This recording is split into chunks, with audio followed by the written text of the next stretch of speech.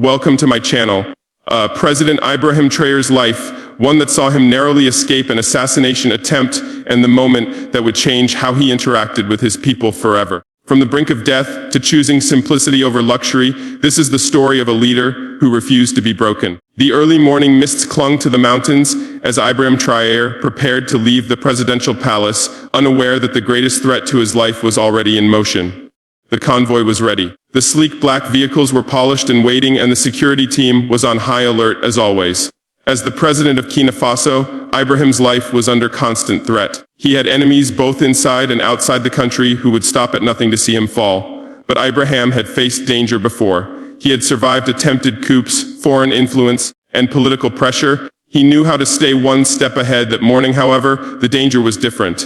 It came not from the usual suspects, foreign powers, or corrupt politicians, but from within the very circle he trusted most, his driver. It was a betrayal that no one could have predicted. The driver, a loyal-looking man named Jean-Pierre, he had been working for Ibrahim for several years. He had driven the president through the streets of Ouagadougou countless times, and the two had exchanged pleasantries on more than one occasion. Ibrahim trusted him too much.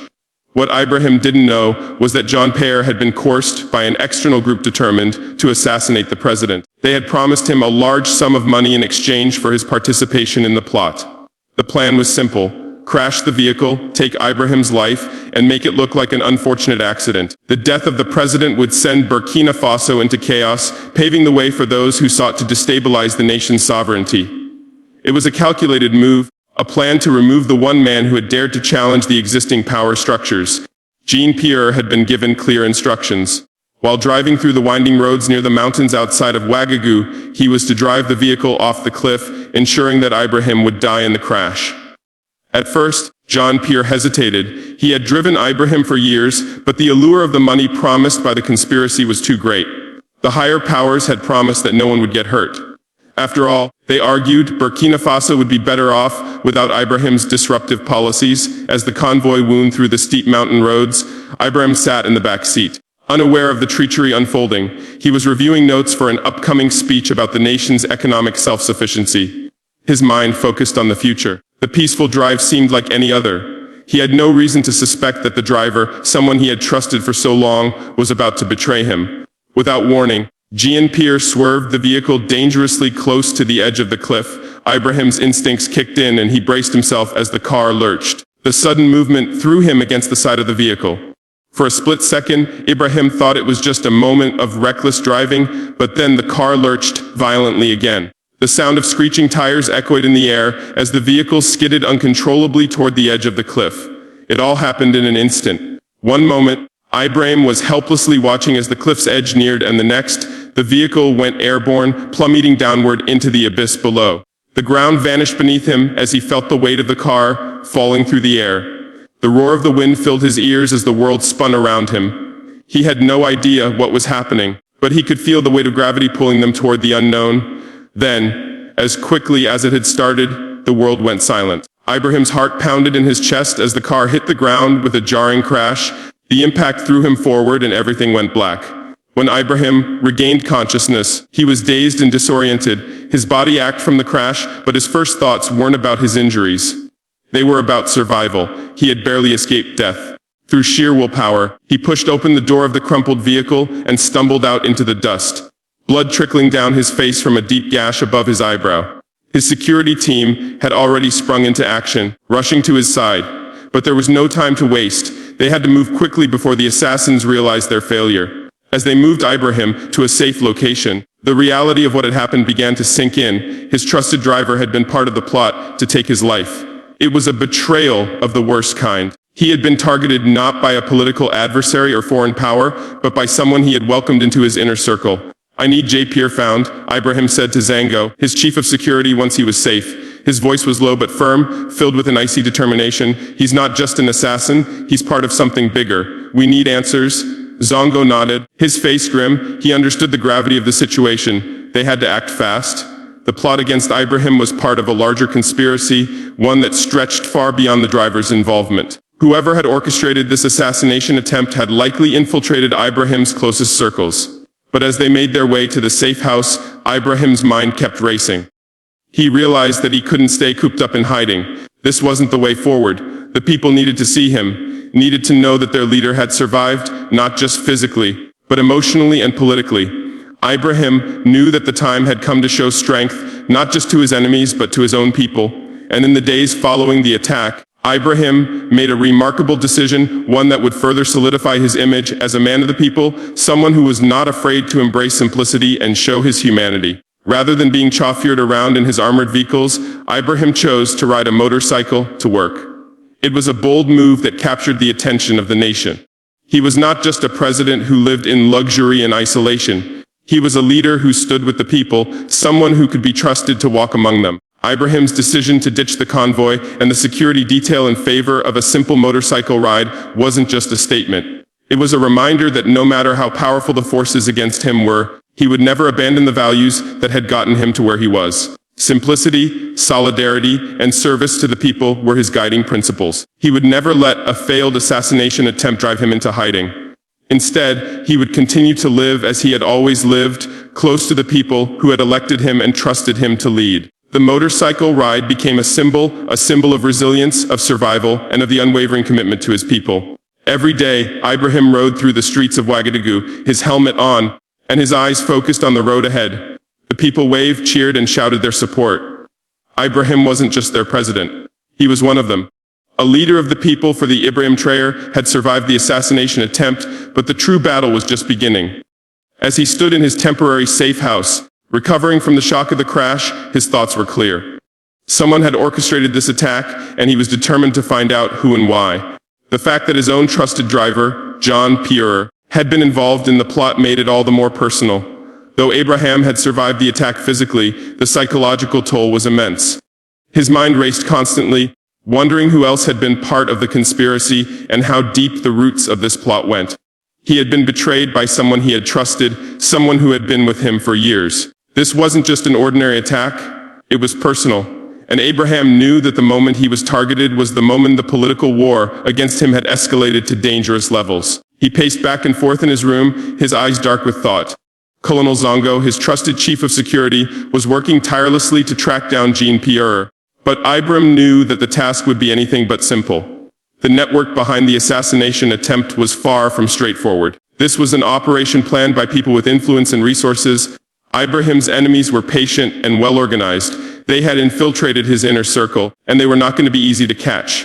"We need to find Jean-Pierre," Ibrahim said sharply, breaking the silence as Zongo entered the room. "But we need to look beyond him. There's a larger force at work here. We need to trace the money, the contacts, the foreign interests. Someone is funding this. Someone wants me gone." Zongo nodded grimly, understanding the depth of the challenge.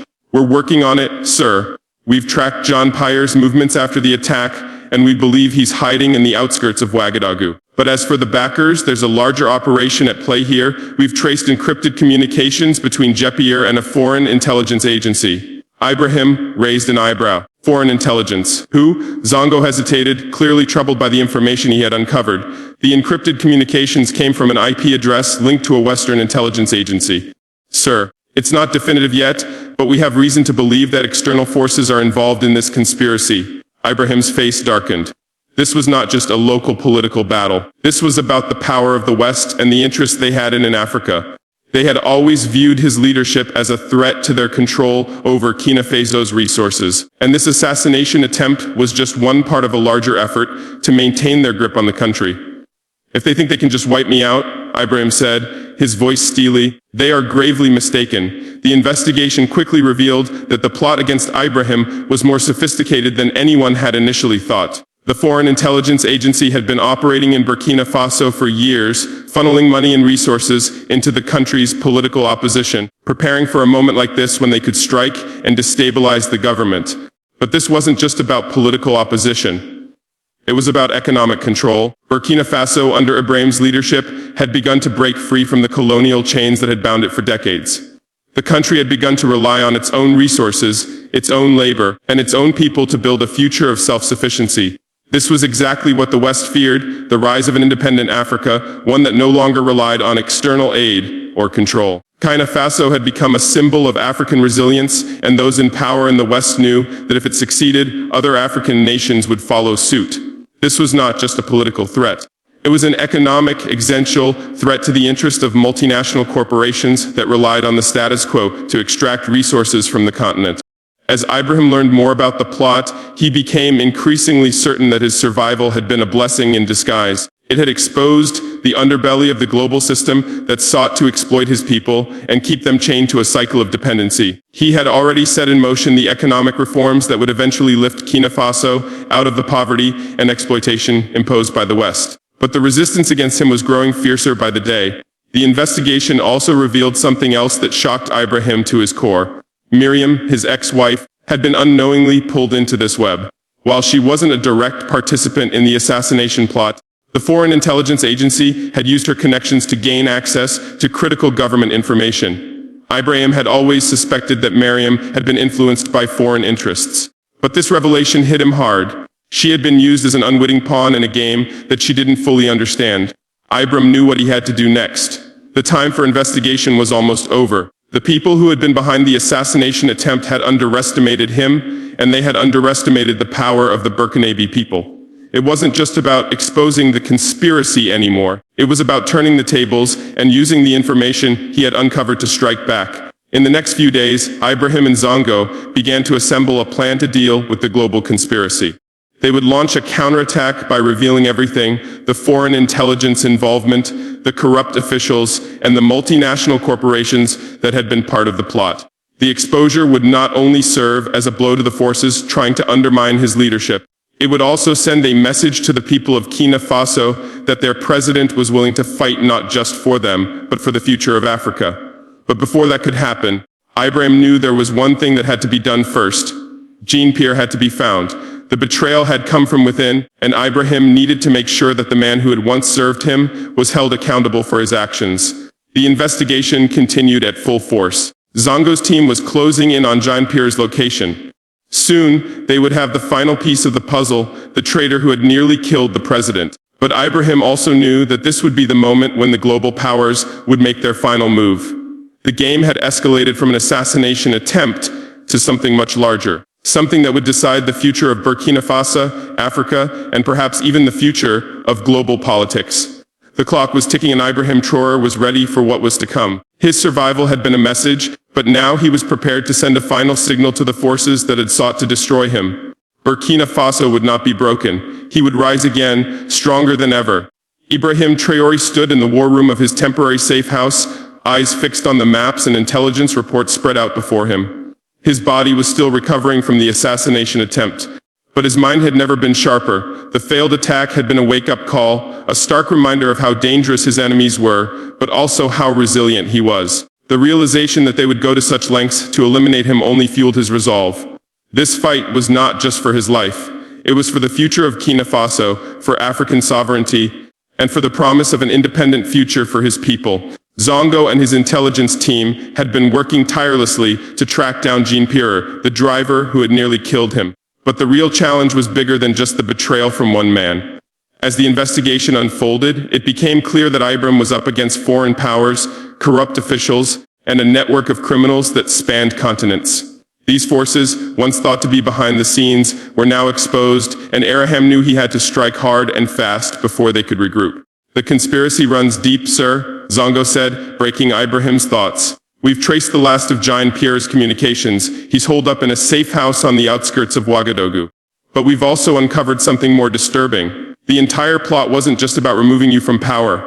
It was about controlling Burkina Faso's resources. The Foreign Intelligence Agency has had their hands in your economic reforms all along, trying to sabotage your efforts to create a self-sustaining economy." Ibrahim's eyes narrowed as the full scope of the conspiracy began to take shape. It wasn't just about power or politics. It was about control. The forces that had tried to kill him were part of a much larger plan to exploit Burkina Faso's resources, to keep the country shackled to the same foreign powers that had long profited from its natural wealth. But Ibrahim had always been clear about his mission. Burkina Faso would not be a puppet state.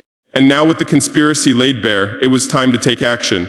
"I want to take the fight to them," Ibrahim said, his voice cold and determined. "I don't care if they are foreign powers or traitors within my own government. We expose them all. It's time to make them pay for their betrayal." Zongo nodded. "Understood, sir. We've already gathered enough intelligence to expose several key players, foreign diplomats, local corrupt officials, and businessmen who have been laundering money for the conspirators. The plan will be risky, but it could give us the leverage we need to dismantle the network once and for all. The plan was set into motion. Ibrahim knew that this was more than just a political fight. It was a battle for Burkina Faso's soul. The only way to win was to outsmart the conspirators and expose them for what they truly were, enemies of Africa's independence. He would use their own tactics against them: deception, manipulation, and psychological warfare. That night, as the team prepared for the final strike, Ibrahim made a decision. He would not wait for the conspirators to come to him. He would go to them. He would confront Jean-Pierre not as a victim, but as a leader ready to face those who thought they could control his destiny. In doing so, he would also send a message to the world. Burkina Faso is no longer afraid. Ibrahim set off for the safe house in an unmarked vehicle, blending in with the crowd. As he approached the location, Zongo's voice crackled through his earpiece. "The safe house is about a quarter of a mile away, sir. We have eyes on the perimeter. We'll move in when you give the signal." "Understood," Ibrahim replied, his focus razor sharp. He wasn't going to let his emotions cloud his judgment. He needed to be methodical and precise. He wasn't just hunting down Jean-Pierre. He was hunting down a network of corruption that had plagued his country for far too long. As Ibrahim neared the safe house, the tension in the air was palpable. He could feel the weight of the situation pressing down on him. The conspiracy had been carefully planned, but Ibrahim knew that he had the upper hand. His enemies had underestimated him. They had underestimated his ability to think, to adapt, to survive. Suddenly, the silence of the night was broken by the hum of vehicles approaching. Ibrahim's team was closing in, but then something unexpected happened. A car pulled up alongside Ibrahim's unmarked vehicle and outstepped Jean-Pierre, his former driver, looking visibly shaken. The man who had nearly killed him was now a shadow of the person Ibrahim had once trusted. "Abraham," Jean said, his voice low and nervous. "I didn't mean for any of this to happen. I was forced into it." Ibrahim stared at him coldly, his grip tightening around the steering wheel. He had never wanted to confront Jean-Pierre like this, but he could ignore the man's role in the conspiracy. This was bigger than personal betrayal. It was about justice. "Why?" Abraham asked, his voice steady. "Why did you betray me?" Jean-Pierre hesitated, his eyes flickering nervously. "They promised me my family would be safe. They said you were a threat to Burkina Faso's future. They told me that if I didn't help them, they would kill my wife and children. I didn't know what else to do." Ibrahim's heart hardened. He understood fear, but that didn't excuse what Jean-Pierre had done. The man had sold out not just his president, but his country. "You made the wrong choice," Ibrahim said, his voice cold and unyielding. "And now you'll face the consequences of your actions." Jean-Pierre fell to his knees, pleading for mercy. But Ibrahim knew there could be no mercy. Not now, not after everything that had happened. His loyalty was to his people, and no one, not even someone he had once trusted, could stand in the way of that. As the night wore on, Ibrahim and his forces moved swiftly to apprehend the remaining conspirators. The safe house was cleared and the intelligence gathered led them to a shocking revelation. Jean-Pierre wasn't acting alone. His involvement was only the tip of the iceberg. The conspiracy extended far beyond his betrayal. It was a global network of political operatives, business magnates, and corrupt officials who sought to destabilize Burkina Faso for their own gain. Ibrahim's team, with the help of local intelligence operatives and foreign allies, began to dismantle the conspiracy piece by piece. The foreign players behind the plot were exposed, their assets frozen and their operations destroyed. The government of Burkina Faso had been brought to the edge of collapse. But Ibrahim's resilience, leadership, and ability to strike back had made him even stronger.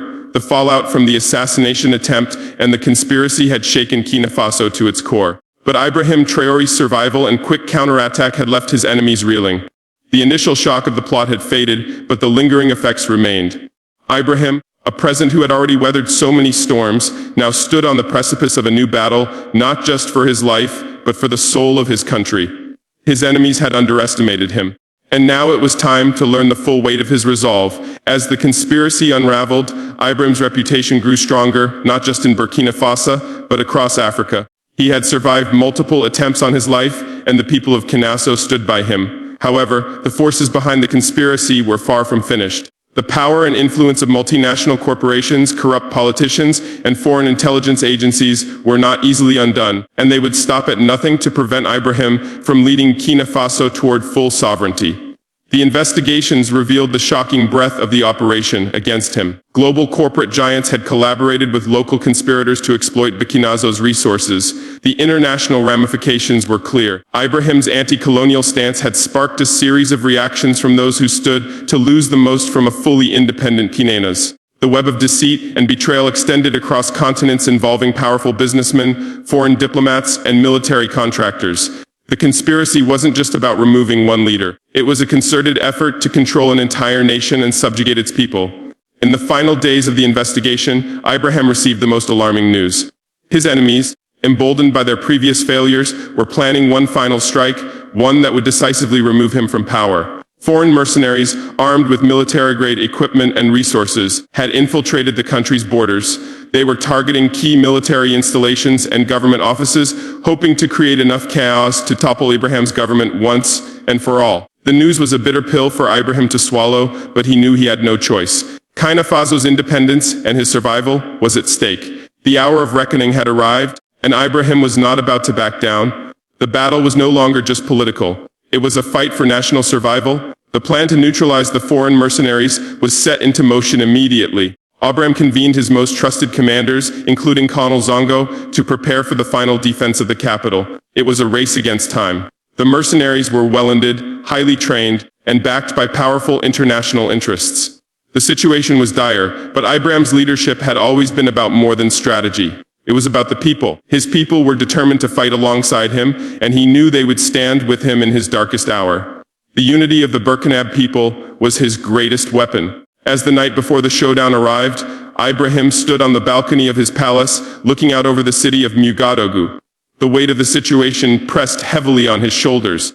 But he felt an unwavering strength. This wasn't just his battle. It was a battle for the future of Africa. Burkina Faso, once an impoverished nation caught in the grip of colonial powers, had become a symbol of resistance. The forces that tried to crush his leadership were not just attacking one man. They were attacking the very idea of African independence.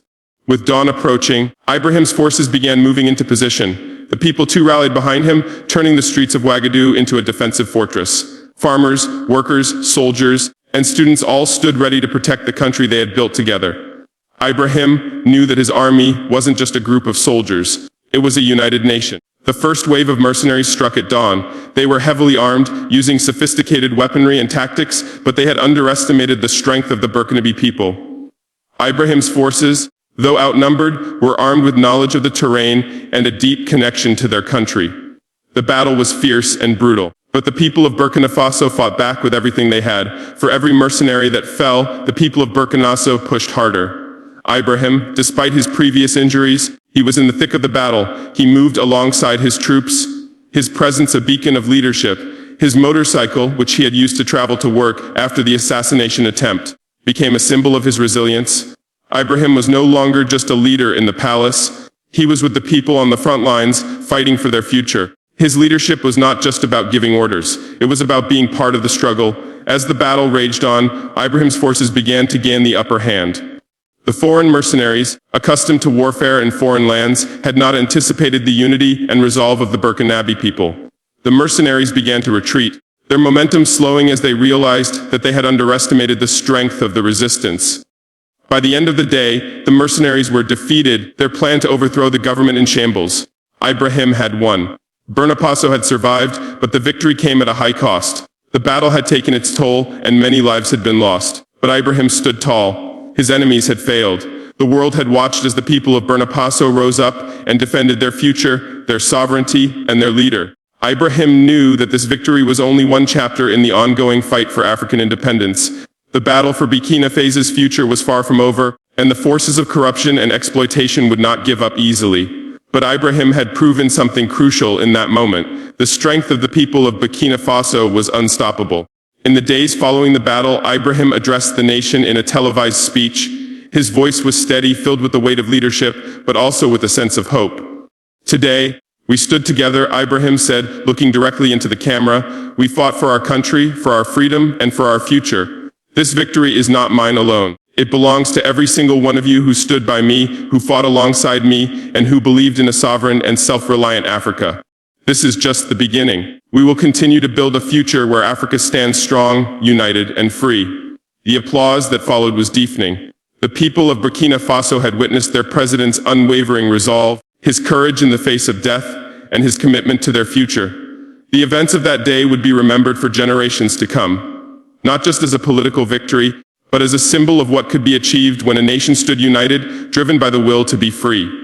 Ibrahim Traoré's leadership had been tested, but in the end, his survival had become a victory for the people, a victory for Burkina Faso, and a victory for Africa. If you've followed the story and believe in a future where African nations speak with one voice, stand on their own feet, and reclaim their own narrative, we invite you to stay with us. Subscribe to our channel, The Voice of Ibrahim Traoré, and be part of a growing movement that believes in truth, dignity, and sovereignty. This is not the end of the story. It is only the beginning.